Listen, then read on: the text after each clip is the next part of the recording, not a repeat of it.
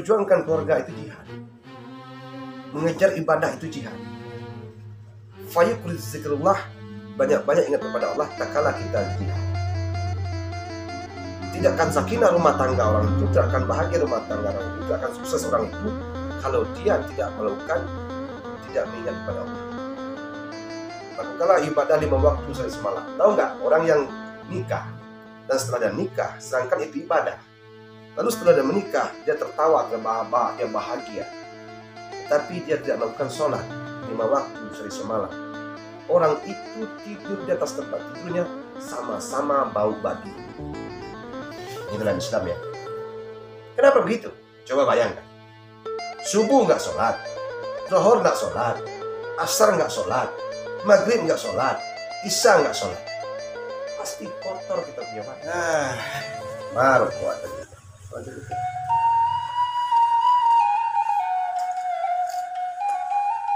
Malah dia tadi ya. Limbo ya. Assalamualaikum pemirsa. Assalamualaikum warahmatullahi wabarakatuh. Bayaklah pada hari itu ambil kebutuhan kini di rumah dia. Kau lagi minum kopi di siko. Sambil minum kopi sambil nunggu dia. Nama dia ambo tu nama Pemil. Inyo kerajonya itu mengali ubi. Kete baru nak kawini lah. Nak kawini nenek baru. Nenek orang kawini lah nya. Limbo nya harus nak. Kiciknya gampang bini kau mungkin. Pemil. Mana Pemil ada? Pemil. Kemana lu? Pemil. Oh, tuan kemari lah. Alah, tu orang mencari dia. Mencari lu. Terima. Dari suara kerana apa itu? Kalau masuk video tu suara keluar. Dari luar yo suara yo. Barang pirati. Dua ilah power wo cerita. Sampai batang luar ini dua. Suara tu nak karyan. Seketerangan di sana awak di rantau orang macam. Ya dah. Iyalah.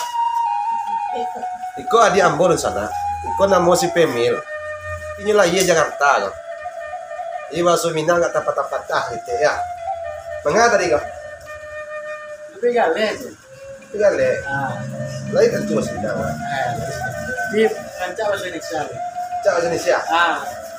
Indonesia Raya jadi tahu penonton di YouTube kan. Oh gitu ya. Bahasa Indonesia ya. Aku culun banget tuh. Orang. Kok saya mandi mah. Lu sikir. Dia. Baik agak sih orang. Jadi kita bahasa Indonesia saja. Bahasa Indonesia lah lancar. Subhanallah. Orang yang lihat juga bagus, tak paham bahasanya. Karena kita bernaung di Pasar Saka Merah Putih ya. Iyalah. Satu nusa, satu bangsa, satu bahasa. Jadi kalau kita bahasa Indonesia bukan berarti kita meninggalkan bahasa daerah, bukan. Bukan kita sok pintar, sok hebat, bukan ya. Baiklah kita bahasa Indonesia aja ya. Biar penonton bisa tahu bagaimana kehidupan orang Minang itu. Orang Minang Sumatera Barat. Ya, akan menggunakan bahasa Minang, tapi kali ini kami akan mencoba bahasa Indonesia aja ya. Baiklah. Pemil, kerja kamu sehari apa? Dagang. Ya, beliau itu adalah adik saya juga. Karena bapaknya yang kecil, bapak saya yang besar. Jadi termasuk adik. Di sini adabnya orang itu, sukunya itu mengikuti ibu. Ya kan? Iya. Baiklah Pemil, kamu tadi kerja apa? Itu jualan. Ubi jalar, merah, putih, sama kuning yang mati. Ubi jalar tuh kan ada warnanya macam-macam. Oh, gitu. Ada yang merah, ada yang putih, Iya. ada yang kuning, Iya. ada yang ungu. Oh, itu kerjanya. Ya, cuma saya beli ke petani. Beli ke petani, baru dijual lagi. Jual lagi, saya bawa dulu ke gudang saya, Ya. baru saya ekspor. Baru dijual lagi ya. Ya, ke Batam, Ya. Dumai, baru ke daerah baru Jambi. Oh, itu ubi yang sudah dibeli, baru kita bersihkan di gudang ini, kita cuci di gudang ini. Ya, Habis itu kita timbang, habis itu kita masuk karung, habis itu kita tunggu pembelinya. Nah, Baru kita selalu banyak menggunakan telepon untuk membeli. WA. Masya Allah. Ternyata di kampungnya keren-keren juga. Sekarang bukan hanya orang kota yang pakai WA, orang kampung juga pakai WA. Tapi dasarnya juga memang tinggal di kota. Karena bapaknya dulu semasa muda dulu merantau ke Jakarta ya. Dagang ke Jakarta dulu. Kamu tamatan sekolah apa? Saya tamatan SMK. Masya Allah, tamatan SMK ya. Adik saya ini sudah ternyata tamatan SMK. Subhanallah. Setelah kamu tamat SMK, apa kerja kamu? Dagang. Dari SMK itu dagang. Dagang ya. Pantasin orang rantau bilang itu orang Padang itu pandai dagang. Bisa gitu lah. Bisa gitu ya. Makanya kemarin kamu sampai diajak orang main sepak bola, kenapa kamu nggak mau ikut? Karena mungkin lihat orang ramai itu nggak tahan ya.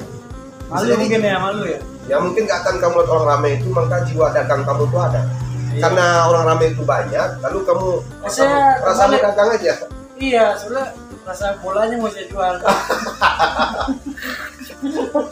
Itulah orang Minang. Orang Minang itu nggak bisa di tim pemain sepak bola. Iya, bola mau saya. Mau rasa mau dijual ya? Bolanya. Yang gawang rasa mau dijual? Mau dijual juga. Mau saya kiloin. Sebenarnya ya, memang jualnya pedagang banyak. Jadi alhamdulillah kebanyakan pemuda sekarang itu kalau tamat sekolah atau nggak lanjut sekolah, kebanyakan mereka itu banyak itu kerjanya yang nggak beres. Banyak itu yang membuang-buang waktu. Kadang-kadang ngawur kiri kanan ke sana ke situ jalan-jalan, menghabiskan waktu. Kadang-kadang telepon ini telepon itu ngumpul-ngumpul ke sana ke situ, itu bagus kalau sekali-sekali. Tetapi kalau setiap hari, ya itu hiburan nggak apa-apa sesekali. Tapi kalau tiap hari kita ngumpul sama kawan, yang ngobrol, tertawa, terbahak-bahak, lalu main HP berkepanjangan dari pagi sampai malam, tidak ada henti-henti main HP, telepon sana situ, nggak ada untungnya, ya nggak? Tapi kalau kamu manfaatkan usaha kamu itu untuk dagang, setelah kamu tamat sekolah, lalu kamu bekerja, lalu kamu bantu orang tua kamu untuk berdagang, itu sangat bagus sekali. Itu contoh buat masyarakat, contoh juga untuk pemuda-pemudi. Jadi kita manfaatkan waktu kita itu untuk masa depan kita, jangan membuang waktu. Kalau kata orang barat itu namanya time is money. Waktu itu adalah uang bagi orang bisnis. Time itu ibadah. Ibadah itu artinya sholat, ingat kepada Allah SWT. Betul nggak? Betul. Jadi apa cita-cita kamu setelah kamu berdagang seperti ini, seperti jual ubi, jual membantu orang tua, apa cita-cita kamu? Jadi TNI lah. Rencana mau jadi TNI. Iya. Nyatanya jadi tukang ubi. Tukang ubi, rencananya TNI tukang ubi. Ya, dalam Al-Quran Allah mengatakan dalam surah Al-Hadid ayat 22, ma'asaba min musibatin fil ardi min qabli anna barha'ina dzalika Allahu yasir. Peristiwa yang terjadi di langit dan di bumi dan juga pada diri kalian telah Allah tuliskan dalam kitab Lauhul Mahfuz. Jadi takdir kita itu tukang ubi, ya Allah yang takdirkan. Iya. Kita punya niat untuk jadi TNI, nyatanya jadi tukang ubi. Tetapi ada hikmahnya, jangan kecil hati. Seandainya tidak ada tukang ubi, tidak ada penjual goreng di pasar. Seandainya tidak ada tukang ubi, tidak mungkin orang kota itu makan ubi. Ternyata ada tukang ubi ini membawa manfaat untuk orang banyak. Jadi kamu harus puaskan bisnis kamu ini, semangat. Ya enggak? Semangat dong. Kata Haji Romai Rama, perjuangan takkan terelakkan. Itu kata Haji Romai Rama. Raja Dangdut. Iya nggak? Ini seorang pemuda, saya salut sekali. Memang dia adik saya. Tapi saya sekarang kadang sekali-sekali berjumpa dengan dia. Namanya Pemil. Dia patuh sama orang tuanya. Dia patuh sama ibu bapaknya. Disuruh bapaknya cuci ubi, ya cuci ubi. Disuruh bapaknya cari ubi, ya cari ubi. Disuruh maknya jemput air, ya jemput air. Disuruh maknya itu bawa mobil, ya bawa mobil. Alhamdulillah dia rajin sekali bekerja. Sehingga tangannya keras. Sehingga tangan ototnya keluar. Orang biasanya kalau belajar fitness langsung ke tempat ruangan, tapi dia ini tidak, dia fitnessnya langsung kerja. Kerja ngangkat ubi ke atas mobil. Subhanallah. 70-60 kilo. 70-60 kilo kamu angkat. Masya Allah, na'udzubillah, luar biasa mereka. Nyatanya kamu ada makan suplemen untuk menguatkan badan, ada? Tidak ada ya. Sayur aja. Berarti kamu itu hanya semangat. Semangat. Iya, semangat terus tinggi ya. Ibadah sama Iya, karena dalam yang paling nikmat di atas muka bumi ini adalah 3 hal. 4 hal. Yang pertama, nikmat itu adalah nikmat iman. Nikmat Islam. Tidak semua orang jadi Islam. Ya enggak? Beruntung kita jadi orang Islam. Ya kan? Yang kedua, nikmat iman. Untung kamu beriman. Agar kamu itu jadi orang baik. Makanya kamu tuh untung kamu beriman, kamu bantu orang tua kamu. Kamu tahu itu, kalau melawan sama orang tua itu durhaka. Karena ada iman di dada kamu, makanya kamu bantu orang tua. Subhanallah, kita kali kamu itu iman. Ya. Yang ketiga adalah nikmat sehat. Karena kamu sehat, kamu bisa angkat ubi. Ya enggak? Yang keempat, nikmat taqwa. Ya enggak? Subhanallah. Saya tanya sama kamu, setelah kamu bekerja seperti ini menjadi seorang pedagang, menjadi seorang tukang yaitu mencari ubi, lalu kamu bersihkan, lalu kamu timbang, kamu jual. Dan setelah kamu berhasil, lalu uang itu untuk apa? Kemudian setelah kamu dapat duit, rencana kamu betul mau nikah kamu? Itu pasti dong. Pasti ya. Seorang laki-laki kalau sudah dia mencari, sudah pandai merokok seperti ini, rokok memang dapat menyebabkan kanker, lemah jantung, impotensi, lemah sawat atau gangguan janin. Memang iya. Kalau rokok dapat. Kalau rokok dia beli, tentu enggak. Kalau rokok dia beli, tentunya kita punya kerja dulu, ya enggak? Iya. Kata orang Minang, kalau udah pandai merokok, harus pandai mencari. Kalau soal pandai mencari, wajib beristri. Iya. Ya enggak? Kalau orang tidak mau beristri, berarti pengecut. Ada seorang laki-laki, dia mampu bekerja, dia mampu berusaha, dia mampu menghasilkan duit, tapi nggak mau kawin, tidak mau menikah. Laki-laki pengecut yang tidak mau menikah. Tidak afdal Islam orang itu sebelum dia menikah. Setelah dia menikah, baru sah. Asyhadu an la ilaha illallah wa asyhadu anna Muhammad Rasulullah. Sah dia menjadi umat Islam, sah dia umat Nabi Muhammad, karena dia telah melalui pintu nikah. Karena Surga dong. Surga. Karena nikah itu ibadah. Ada ya. Setelah kamu nikah, Pemil, apa yang harus kamu lakukan setelah kamu nikah? Ujung-ujung gimana kayak udah gitu lah. Selesai. Jadi kunci nikah itu adalah pertama sekali adalah yang kita ibaratkan di kata pepatah Minang ibaratkan awa je tabiang. Artinya awa je tabiang kalau bahasa Indonesianya ibaratkan aur dengan tebing. Ya saling bersandar. Oke. Jadi menikah itu tidak gampang sih. Tidak gampang. Susah, tapi jangan takut. Jangankan manusia, ya enggak ya, binatang saja, hewan saja dikasih jaminan oleh Allah Subhanahu wa taala. Kamu lihat sajalah ulat itu yang tersembunyi dalam batu bisa hidup. Iya. Apalagi manusia yang hidup di atas muka bumi ini. Jangan takut kalau soal nikah. Nikah itu nikah. Adalah kalau seorang laki-laki sudah mau menikah, tentunya dia itu harus menjadi pemimpin. Kata malaikat kepada Allah, "Ya Allah, untuk apa diciptakan manusia?" Tentu Allah menjawab, "Akan kuberikan manusia itu sebagai khalifah di muka." Pemimpin, arijal, pemimpin rumah tangganya. Kalau dia nanti sudah menikah, dia harus pandai-pandai menjaga istrinya. Kalau seorang suami itu membuat dosa, istri nggak tanggung jawab dosanya. Tapi kalau seorang istri membuat dosa, suami menanggung juga dosa. Sudahlah, minum makannya kamu yang tanggung jawab. Sudahlah, misalnya ibadahnya kamu tanggung jawab. Ya dah. Andai kata misalnya dia tidak pakai jilbab, andai kata dia itu tidak sholat, andai kata dia itu tidak melakukan ibadah, dosanya kamu juga menanggung. Minum makannya kamu juga tanggung. Tapi kalau dosa kamu, tidak tanggung sama istri kamu. Jadi seorang laki-laki adalah pemimpin rumah tangganya, dia harus pandai mendidik istrinya ke jalan Allah Subhanahu wa taala. Paham itu? Kemudian setelah itu kamu beristri sama dia, jangan sekali-kali kamu yaitu Pemil untuk menampar dia. Jangan sekali-kali itu menendang dia atau memberikan dia tangan. Jangan sekali-sekali juga meludahinya. Kalau setelah kamu beristri nanti, bagaimana kamu anggap orang tuanya? Kita lah. Nah, bagus itu. Bagaimana sifat kamu terhadap orang tua kamu harus juga bersifat seperti itu. Bagus itu. Kenapa? Kalau orang tua kamu cinta kepada kamu, sayang sama kamu, bisa jadi juga calon mertua kamu itu atau mertua kamu itu juga cinta sama kamu. Kenapa? Karena anak satu-satunya yang dia cintai, anak satu-satunya yang dia sayangi, bidadarinya, dia berikan kepada kamu. Kamu juga harus hargai dia, mertua kamu. Dan bagaimana sayang kamu terhadap orang tua kamu, dan kamu juga harus sayang juga kepada dia seperti itu. Paham gak? Kalau kamu ngasih duit sama orang tua kamu, setidaknya kamu juga ngasih duit kepada orang tuanya. Karena orang tuanya adalah orang tua kamu juga. Karena orang tua kamu juga orang tua istri kamu juga. Ini nggak boleh beda-beda.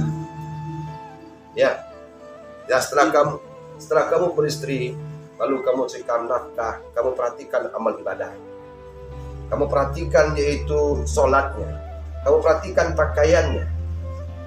Setelah kamu dapat rezeki, kamu bawa pulang. Pokoknya kalau kita dagang, supaya kita itu jujur. Sama konsumen kita jujur. Nah, begitulah kira-kira Pemil. Karena kalau menciptakan suatu rumah tangga yang sakinah mawaddah warahmah dunia wal akhirat, tentu kita mencari rezeki yang halal-halal. Daging ayam halal, kambing halal, sapi halal, nah sayur-sayur halal. Tapi kalau cara mencarinya menipu, berbohong, atau mencurangi orang, lalu rezeki itu kita bawa pulang, duit itu kita bawa pulang, hasil penjualan tipuan itu, lalu kita berikan kepada istri kita, dan juga kita berikan kepada anak kita, dengan harap anak kita, istri kita baik. Kalau istri kita durhaka sama kita, perhatikan makanannya apa. Perhatikan apa yang diberikan kepada anak kalau anak kita itu nakal. Perhatikan apa yang kita berikan kepada istri kita. Rezeki dari mana kita kasih. Kalau rezeki itu hasil dari tipuan, baru kita duitnya tadi kita belikan sama perasnya itu kita masak, lalu setelah masak perasnya itu baru dimakan sama-sama. Otak kita jadi ngeres semuanya. Kenapa jadi ngeres? Karena rezeki itu nggak halal. Karena hasil nipu, hasil berbohong, tidak jujur berdagang. Banyak sekarang orang itu berdagang di pasar, di rumah, ya dah. Cara berdagangnya itu di masjid Allah ada, di pasar Allah tidak ada, ya dah. Nah, apa gitu? Karena iman tadi. Jadi bagi siapa yang beriman, perhatikan apa yang dimakan. Beda tuh nikah dan kawin, Emil. Pernikahan sakral pernikahan. Jangan bilang kawin. Kalau kawin itu kucing juga kawin, ayam juga kawin. Jadi yang kita bahas ini soal rumah tangga ya. Jangan sekali-kali kamu beristri dua, cukup satu. Walaupun istri tiga, walaupun istri empat, itu boleh. Kalau memang kita makomnya. Kalau kita hanya orang biasa, coba-coba beristri dua, rasakan kepala pun pecah. Karena orang beristri dua itu ada ilmunya, orang beristri tiga itu ada ilmunya, orang beristri empat itu ada ilmunya. Jangan ikuti kalau kita belum sanggup. Seorang pemuda Minang itu sudah menikah, dia itu tinggal di rumah istrinya. Tapi kalau kamu sudah beristri, tentu dia mengikuti kamu. Kalau dia tidak mau ikuti kamu, berarti dia tidak melakukan apa yang diperintahkan oleh Nabi. Nah, sang istri harus patuh kepada suaminya selagi suaminya itu jalan Allah. Kalau dia tidak patuh kepada suaminya, berarti dia bukan umat Nabi Muhammad SAW. Supaya kamu lebih sayang sama istri kamu, dan supaya istri itu sayang sama kita, ya, ciptakanlah suasana bersih. Dan kebersihan itu diawali dari fisik. Kalau muka kita basuh setiap hari, tangan kita basuh, kaki kita basuh, kepala kita basuh, telinga kita basuh, hidung kita basuh, bahkan pipis kita basuh setiap hari. Dan begitu juga istri kita. Pasti kita nanti tidur, istri nyaman, suami pun nyaman. Tapi kalau orang tidak sholat, baik matanya, baik hidungnya, baik telinganya, baik giginya, kotoran debu-debu di tangannya, tidak dia basuh dalam 5 waktu karena tidak sholat, itu kalau dia tidur sama suami istri, dia sama-sama membelakang. Kenapa dia sama membelakang? Karena sama-sama bau. Terus tahu ya. Jadi kalau orang suami istri tidak sholat, ya jorok. Orang kalau sholat di dalam rumah tangga, suaminya sholat, istrinya sholat, sakinah mawaddah warahmah dunia wal akhirat. Kenapa sakinah? Ibadah dapat, kebersihan juga dapat. Istri sayang, suami pun sayang. Kenapa? Bersih. Mukanya bersih. Bukan hanya nur, tetapi juga karena air basuh tadi. Basuh kan. Dibasuh muka ini. Kalau hanya mandi yang diharapkan, mandi kadang-kadang 1 kali 1 hari. Tapi kalau berwudu 5 kali 1 hari. Setiap kencing wajib dicuci. Wajib. Bukan hanya bagian kemaluan, bahkan selangkang juga dibersihkan. Makanya kebanyakan orang kalau bisa pipis berwudu, cebok dulu, duduk kalau bisa. Karena selangkang kita bisa bersihkan. Nah, kalau 5 waktu kita lakukan seperti itu, pasti bersih. Lalu kalau kita tidur sama istri pasti nyaman. Suami nyaman, istri pun nyaman. Disitulah ciptakan rumah tangga sakinah mawaddah warahmah. Nah, itu akan berpengaruh dalam hidup rumah tangga kita. Berpengaruh sekali. Coba kalau kamu bau, istri kamu jijik lihat kamu, dan kedua belah pihak. Kebanyakan laki-laki itu dibilang mencari obat menambah tenaga. Ada itu seorang laki-laki, dia tanya sama saya, "Bang, ada obat nambah tenaga bang? Kabarnya abang itu penyuh obat." "Ya bang, saya jual obat." "Ada obat nambah tenaga nggak?" "Supaya apa?" "Supaya kuat tenaga saya, supaya bagus hidup rumah tangga saya." Saya bilang, "Gak usah kamu cari obat tambah tenaga, nggak usah. Bisa jadi tenaga kamu kurang buat istri kamu. Bisa jadi kamu tuh sama-sama jorok." Saya tanya kamu dulu, "Kamu sholat nggak?" "Kadang-kadang sholat, kadang-kadang nggak bang. Cuma hari Jumat aja sholat," katanya. Itu saya. "Oh gitu. Istri kamu sholat nggak?" "Enggak." "Sebenarnya kalian itu sama-sama jijik kedua-duanya. Kamu juga jorok dan istri kamu juga jorok. Lalu kamu tidur bersama. Karena dia jorok itu, kamu nggak ada semangat melihatnya. Karena kamu nggak ada semangat melihatnya, karena dia jorok. Kamu juga jorok. Jadi orang nggak sholat dalam Islam, orang itu jorok. Kalau orang Islam sholat, mukanya dibasuh, tangannya dibasuh, kakinya dibasuh, kemaluannya dibasuh, duburnya dibasuh, bahkan sela-sela jarinya dibasuh. Betapa bersihnya dia. Lalu dia tidur sama istrinya. Nyaman suaminya, nyaman istrinya. Percayalah, jarang itu orang itu yang tidak bahagia dalam satu rumah tangga kalau dia sholat. Kalau dia sholat pasti rumah tangganya bahagia. Walaupun duit tidak ada, tapi dia sholat. Capek-capeknya kita datang ke dunia ini bukan hanya untuk atas perut, bawah perut. Bukan hanya untuk makan. Kita beristri, kita dapat duit hanya kasih istri baru untuk makan. Lalu tidur sama-sama. Lalu besok bangun lagi, cari duit lagi. Saya itu udah dapat duit kasih istri lagi, masak, makan lagi, tidur lagi, masak lagi, makan lagi, tidur lagi. Begitu terus. Sebenarnya bukan itu tujuan kita. Makan itu bukan untuk kenyang. Makan itu adalah untuk beribadah. Agar keluar tenaga kita. Kalau udah padat nih perut ini, masih diisi juga. Sama halnya dengan monyet. Coba lihat monyet. Monyet. Pernah itu saya lihat monyet, saya kasih pisang. Saya lemparkan pisang. Sat, monyet itu. Dia tangkap, sok. Dia makan. Dia lemparkan, diambil lagi. Wah, ini dimasukkan yang kanan, dimasukkan di kiri. Baru dia kunyah. Baru saya kasih lagi satu tanda. Dipegang tangan kanan, dipegang tangan kiri. Baru dimasukkan di sini, tempel di sini, banyak bengkaknya. Diusir sama orang. Lari monyet itu. Pas dia lari itu, kaki yang sebelah ini ngambil pisang pula lagi. Wah, lari ya. Ini berisi, ini berisi, ini berisi, kakinya juga berisi. Nah, itu sifat monyet. Jadi kalau kita mengikuti cara monyet, artinya hanya untuk makan saja kita pikirkan, itu alangkah ruginya kita. Jadi menurut saya kalau kamu beristri female, kamu kan adik saya. Saya sudah mengalami bagaimana caranya beristri. Memang perjuangannya luar biasa. Jangan dianggap suatu beristri itu gampang. Tetapi luar biasa. Kamu harus pandai menimbang rasa. Kata pepatah Mina mengatakan, raso pareso. Pareso dibuat turun, rasa dibuat naik. Kita harus pandai menimbang perasaan istri, menimbang perasaan mertua, menimbang perasaan orang tua kita, dan menimbang perasaan keluarganya, dan menimbang perasaan keluarga kita. Itu yang kita perjuangkan setiap hari. Jadi kalau kamu nggak pandai menimbang, dalam rumah tangga, nggak pandai kamu menimbang rasa tadi, raso pareso, rumah tangga kamu akan amburadul. Tetapi kalau kamu paham tentang itu, insya Allah hidup kamu bahagia.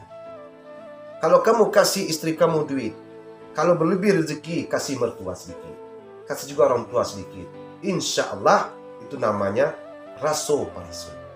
Ada adiknya, kamu jangan sungkan-sungkan, kasih juga duit sedikit tiap paginya, kok 5.000 kayak berapa kayak kalau adiknya sekolah. Itu kamu, tugas kamu akan menimbang. Setelah kamu dapat duit, rezeki dari Allah Subhanahu Wa Taala, lalu rezeki tadi kamu berikan kepada istri kamu, lalu istri kamu dia pandai menimbang,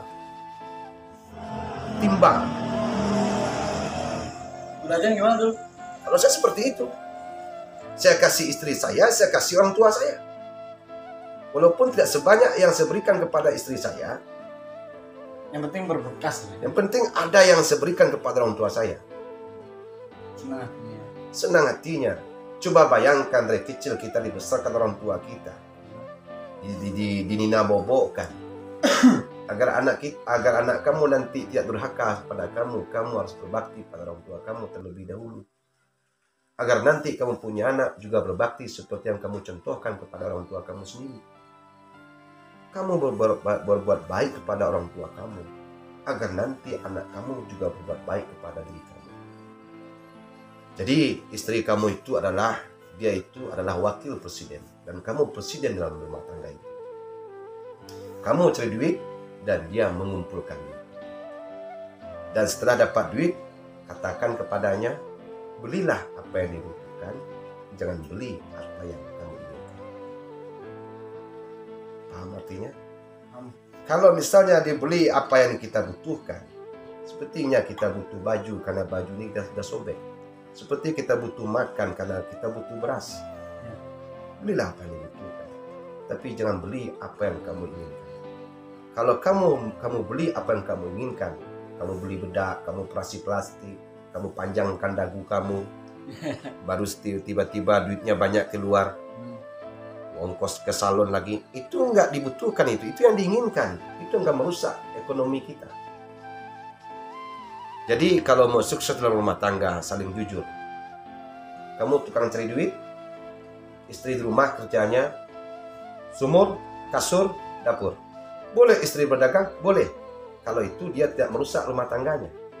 Karena istri itu ibaratkan ilmu parian. Kalau parian itu disandang seperti ini, baru dimasukkan air. Kalau dia mau pergi, seperti mau menghadap pulang pariannya. Kalau dia mau pulang, menghadap pergi. Ketika seorang istri itu pergi meninggalkan rumahnya, dia harus ingat keluarganya di rumah. Setelah dia tiba di rumah, siapa tahu suaminya kurang mendapatkan hasil, dia harus bisa membantu suaminya. Setidaknya dia berdagang di depan rumah, dia bisnis kecil-kecilan, ya, dia jual pop es, dia jual mie goreng, dia jual mie rebus, itu kan bagus. Tapi dia jualannya hanya di rumah, tidak pergi kemana-mana. Rumah dia bisa lihat, suaminya bisa layani, dan dia juga bisa membantu mencari nafkah untuk suaminya. Karena suaminya itu kurang mampu mendapatkan hasil lebih banyak, dan dia lebih bantu suaminya. Dia berdagang di rumah. Tetapi nggak boleh dia berdagang meninggalkan rumah seorang istri. Nggak boleh ya? Nggak boleh. Dia tinggalkan rumah, dia lantarkan minum makannya kamu, dia lantarkan yaitu kebutuhan kamu, baju kamu nggak digosokin, nasi kamu nggak dimasakin, tidur kamu nggak ditemanin. Karena dia asik berdagang di luar, dia di pasar terus. Untuk apa beristri seperti itu? Boleh. Tidak boleh. Kalau bisa seorang istri itu boleh berdagang, tapi dia tidak meninggalkan rumah, dia tetap membantu suaminya di rumah. Nggak paham. Nggak paham ya? Nggak ngerti apa yang dimaksud aja. Ya. Itulah tugasnya seorang suami. Dia yang tanggung itu banyak. Yang pertama, minum makannya. Yang kedua, ibadahnya. Ya. Ibadah itu penting itu. Kalau kita berumah tangga, kalau bisa kita lakukan ibadah 5 waktu sehari semalam, agar kita mendapatkan sakinah, mawadah, warahmah dunia wa akhirat. Karena dalam ibadah itu Allahu Akbar, kita membaca Al-Fatihah, Al-Fatihah itu adalah petunjuk. Bila aku berlindung kepada Allah. Bismillahirrahmanirrahim. Allah pengasih penyayang. Ar-Rahmanirrahim. Maliki yaumiddin. Allah itu mempunyai pembalasan. Ya karena nasta'in, hanya kepada Allah minta tolong dan kepada Allah juga kami meminta. Ihdinas siratal mustaqim, tunjukkanlah ke jalan yang lurus. Maksudnya bukan jalan yang lurus itu bukan jalan yang ada tikungannya, itu kata kiasan. Jalan lurus itu akhlak kita itu lurus. Di rumah tangga lah, tapi pandai-pandai kamu melimpah. Kalau dia mengatakan pokoknya, kalau dia selalu mengatakan pokoknya, kamu ambil saja, diam, tak usah dijawab. Kenapa? Karena orang itu membabi buta, memang dia itu buta. Tapi kalau kamu jawab dengan baik, dengan agama, dengan akidah, kalau bisa kamu, semampu kamu, itu berlian nilainya. Kalau tidak, diam itu emas. Itu kata Ustaz Arif. Istri yang baik itu, dia itu menjaga suaminya. Yang pertama, apa tanggung jawab istri kepada suaminya? Yang pertama, RPM channel Pusaka Minat. Ini channelnya oke punya. Alhamdulillah, terima kasih ya. Ya. Kita tutup. Assalamualaikum warahmatullahi wabarakatuh.